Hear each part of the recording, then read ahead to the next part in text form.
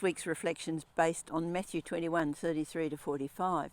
What had been happening was that some of the Jewish leaders came to Jesus and said, "What authority do you have to be teaching and healing people?" Instead of making an answer, Jesus asked them a question, and he said, "Well, what authority did John the Baptist have to be baptizing people and teaching?" And they sort of, among themselves, well, if we say it was from God, he's going to say, well, why didn't you get yourselves baptized and heed his teaching? But if we say, well, he was just doing his own thing, then, well, for one thing, we should have stopped him. And for another, the people will be up in arms because they all thought that John was a prophet. So they came up with a brilliant answer to Jesus. We don't know. Which really negated their, negated their ability to actually say, well, where does your authority come from, and judge Jesus.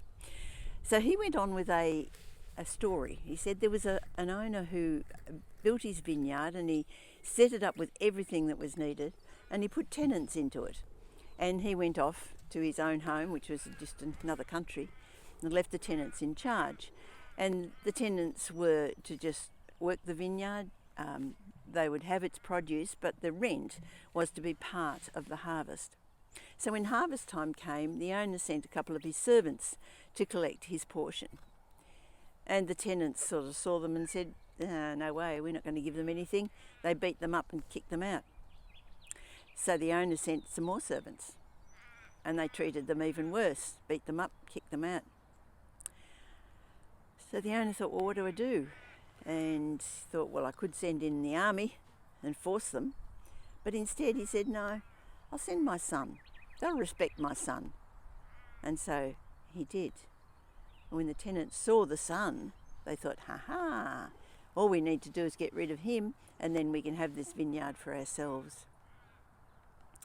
Now Jesus then used a very clever technique. Instead of saying to the people, well, you know, you the Jewish leaders, this is what's going to happen. You see, the picture of a vineyard was used often for the people of Israel.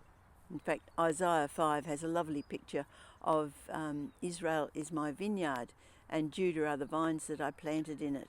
And I looked for a harvest, but all I found was, I can't think of the exact words, but he didn't find the harvest that he wanted from that vineyard. But the picture of a vineyard for Israel was very common. So they knew, the leaders knew that Jesus was really talking about them as the leaders and Israel as the vineyard. And so he said, well, what would happen to those tenants? And they said, well, obviously the owner's going to throw them out and give the vineyard to some people who will really respect him.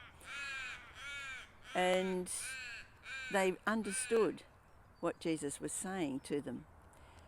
But what was their response? Now, when someone shows us that something we're doing is completely wrong, I mean, the right response would be to say, oh, I didn't realise that. This is not good. How do I change? What do I do? But no, they didn't. They started plotting to kill Jesus because they realised that the picture of the servants was the prophets that God had sent them, and they had badly treated them.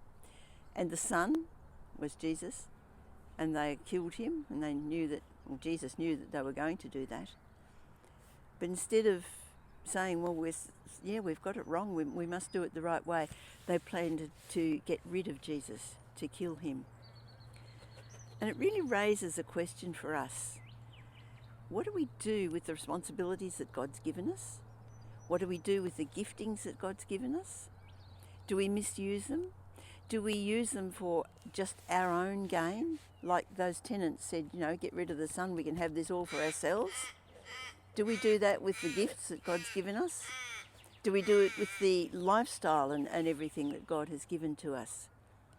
Or do we realise when we are shown that we are using things wrongly and not using them for God and his kingdom, that we should change and do it his way? And so the story becomes not just a challenge about Israel and the leaders of Israel, it's a challenge for everyone today, even to the church. Are we doing it the way God wants us to do it? Or are we just simply taking things and doing them in our own strength thinking that we're doing them for God. It's a challenge to all of us.